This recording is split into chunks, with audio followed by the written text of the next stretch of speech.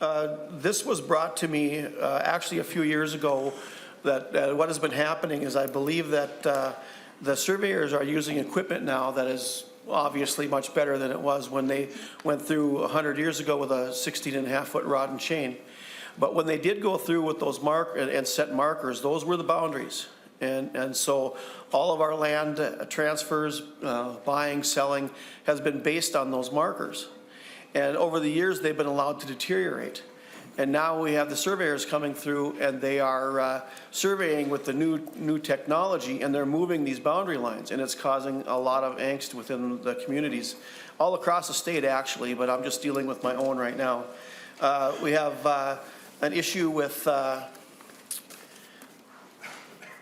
money, I guess, but I think that we're going to have to work that out. There was some money put into it, but it hasn't really gone far enough. And I would like to see these markers established. Mr. Scott lives just south of me, and as I understand it, so the county county puts out a plat book every year, and they're not legally binding. They're just to give you a reference as to where stuff is. And somewhere along the line in that plat book, through some measurement, the line showed that the original property line that had been there for probably 100 years was into the field, and it was next to state school trust land. And so the agency came in and informed Mr. Scott that he was farming school trust land, and he argued the case, but he didn't have the resources to fight it. And so now he is forced to buy a lease to cross what he has had in his possession for his whole life, basically.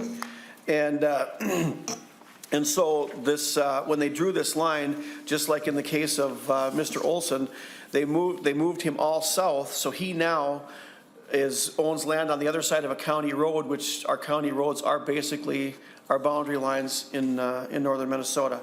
What this bill does is it will require the counties to go in and do the best job they can to find these original monuments and reestablish them so that we can fix this before it goes any further than it already has.